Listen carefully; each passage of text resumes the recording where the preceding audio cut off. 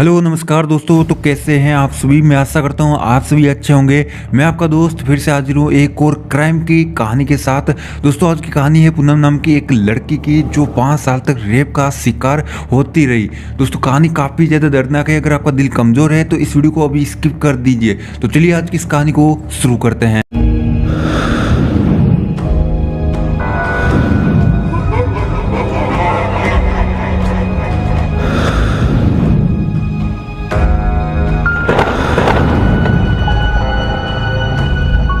5 साल पहले पूनम की शादी एक बहुत ही अच्छे परिवार में अमर के साथ हुई। अपने पिता के ही मित्र का परिवार सकुशल और संपन्न परिवार है। मन में विश्वास रखते हुए अपनी बेटी पूनम का हाथ अमर के हाथ में थमा दिया। पूनम ने भी इंग्लिश मीडियम से एमए की थी। सब अच्छा है, पूनम खुश है और हमें क्या चाहिए। इसी सोच के साथ पूनम के बूढ़े माता पिता ने उनकी शादी के बाद सुकून के लम्हे बिताए। 10 दिन बाद पूनम ने रात के 3 बजे अपनी माँ को फोन किया। सुपकने की आवाज साफ साफ सुनाई पड़ रही थी। पूनम गुड़िया क्या हुआ, गुड़िया कुछ तो बोल। पूनम रात के 3 बजे है, अमर कहाँ है, माँ मुझे घर आना। पूनम की धीमी आवाज में घर लौटने की सुपक ने माँ के दिल के जैसे 100 टुकड़े कर दिए थे। क्या हुआ बच्चा, गुड़िया घर की याद आ रही है कि बेटा। माँ मैं अमर के साथ और नहीं रह पाऊंगी। वो मेरा सम्मान नहीं करता है। वो मेरी भावनाओं को, मेरे मन को, मेरे शरीर को एक मांस का टुकड़ा समझता है। पूनम ने ऐसा कहा, पति जीवन में शारीरिक संबंध का होना अभिन्न है। तुम्हारे लिए शायद ये सब कुछ नया है, इसलिए ज्यादा दिमाग पर जोर मत डालो। और माँ तुम मेरी पूरी बात नहीं सुन रही हो। रात हो गई है, सुबह फोन करती हूँ। ऐसा कहकर माँ ने फोन कट कर दिया। फोन के कट होने की बीप से पूनम के दिल को और आहत मिली। मन में सोच रही थी अपनी माँ से ना कहूँ तो और किससे कहूँ। रोते रोते आंखें भारी हो चली थी और कब आंख लग गई पता ही नहीं चला। सुबह आंख खुली तो अमर ऑफिस के लिए निकल चुका था। उसने बिस्तर से उठने की कोशिश की मगर पैर का कांपना बंद ही नहीं हो रहा था। थोड़ी देर बाद सासू माँ ने कमरे का दरवाजा खटखटाया। बहू उठ गई। कमरे में अंदर आई तो देखा पूनम बिस्तर पर इधर उधर बेचैन से करवट बदल रही थी। माथा छूकर देखा तो देह बहुत गर्म लगी। अपने पति को आवाज लगाई और डॉक्टर के पास चलने को कहा। ससुर दोनों पूनम को स्त्री विशेष के डॉक्टर के पास लेकर गए। डॉक्टर ने पूनम को चेक किया और बाहर आकर बोली आपकी बहू के साथ रेप हुआ है। उनकी बात सुनकर जैसे अमर के माता पिता के पैर तले जमीन खिसक गई हो। कैसी बात करती है, क्या मतलब है रेप हुआ है।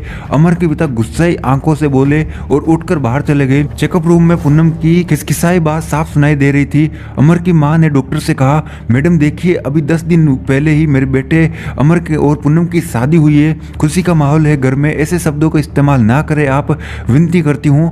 डॉक्टर ने साफ शब्दों में दोहराते हुए कहा, आप मेरी बात को ध्यान से सुनिए। पूनम के ऊपरी शरीर के साथ साथ आंतरिक अंगों पर भी गहरी चोटें साफ साफ दिखाई पड़ती है। ये आम शारीरिक संबंध की निशानी नहीं है, इसलिए पूनम के शरीर में न जाने कितने इन्फेक्शन हुए हैं। आप मेरी बात ध्यान से सुने, पूनम को उसके घर वापस भेजिए। पूनम ने मना किया है, नहीं तो मैं कानूनी कार्यवाही कर सकती हूँ। इसकी दवाई दे रही हूँ, ध्यान रखिए उसका, और घर भिजवा दीजिए उसे अपने, कहकर दवाई का पर्चा हाथ में थमा दिया। पूनम चेकअप रूम से उठकर धीरे धीरे कदम बढ़ाती हुई बाहर आ गई। घर वापस पहुंचकर भांप चुकी थी कि राह आसान नहीं है। माँ भी कुछ सहने को तैयार नहीं है। अमर के पिता ने अमर को फोन लगाया और तुरंत घर वापस लौटने को कहा। अमर को घर आते ही सारी बात का पता चला।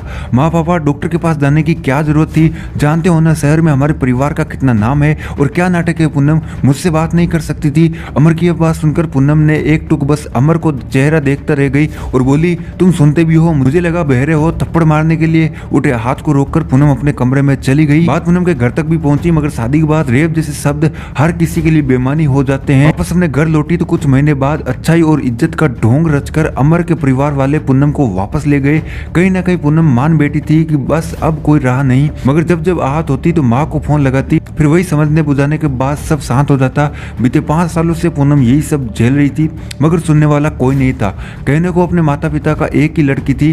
पूनम का बड़ा भाई तो विदेश में नौकरी करता था। इसी बीच पूनम ने एक बेटी को जन्म दिया। उसकी सूरत देख वो अब जीने लगी थी मगर बेटी की जन्म पर खुश होने की वजह वह भयभीत थी। ईश्वर लड़की क्यों दी तूने मुझे, इसका जीवन मेरे जैसे नर्क मत बनाना। अमर और उसका रिश्ता बस नाम का रिश्ता था।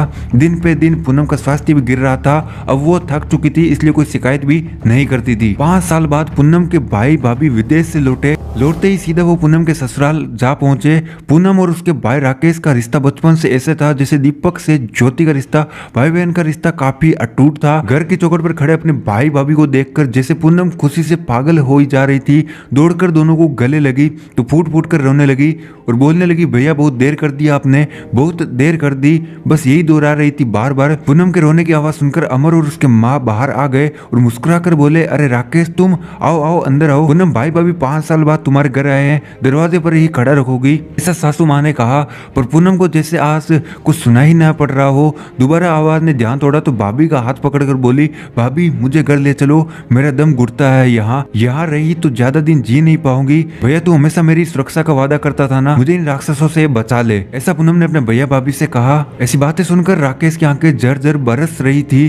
क्या हालत हो गई गुड़िया तेरी, तूने मुझे फोन पर कभी कुछ नहीं बताया। पूनम का हाथ पकड़कर भाभी ने कहा, पूनम साफ साफ बताओ बात क्या है। पूनम ने अपने कमरे में जाकर भाभी को अपनी मेडिकल फाइल्स दिखाई।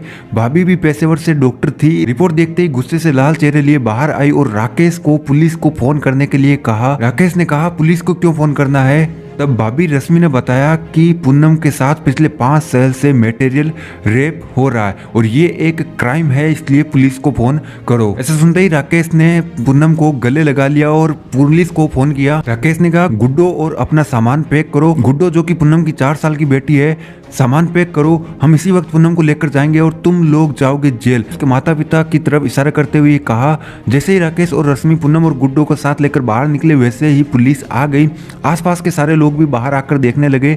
घर से कदम निकलते हुए आज पूनम का मन जैसे दुनिया भर की खुशियां पा गया था। पुलिस ने अमर और उसके माता पिता को गिरफ्त कर लिया। जो भी कानूनी कार्यवाही थी वो उन पर की गई। कुछ समय बाद पूनम इस सदमे से बाहर आई और एक स्कूल में टीचर की नौकरी करने लगी और अपने नए जीवन की शुरुआत की। दोस्तों ये सिर्फ एक कहानी नहीं है, हमारे भारतीय समाज की रियलिटी है। भारतीय समाज में मटेरियल रेप को समझना आज भी लोगों की समझ से परे है, जिससे पूनम के माता पिता नहीं समझ पाए। दोस्तों मैं आपसे निवेदन करना चाहूंगा, अगर आपके आसपास भी कोई इस तरह के बर्ताव को झेल रहा हो तो उसकी मदद जरूर करें। शादीशुदा जीवन में शारीरिक संबंध बनना आम बात है, मगर जबरदस्ती इस संबंध को बनाना एक अपराध है। इस अपराध के लिए सख्त से सख्त कानूनी कार्यवाही की जा सकती है। दोस्तों क्राइम से रिलेटेड ऐसी और कहानियां देखने व सुनने के लिए हमारे चैनल को सब्सक्राइब करें। मैं मिलूंगा आपको ऐसी और कहानी के साथ, तब तक के लिए जय हिंद, वंदे मातरम।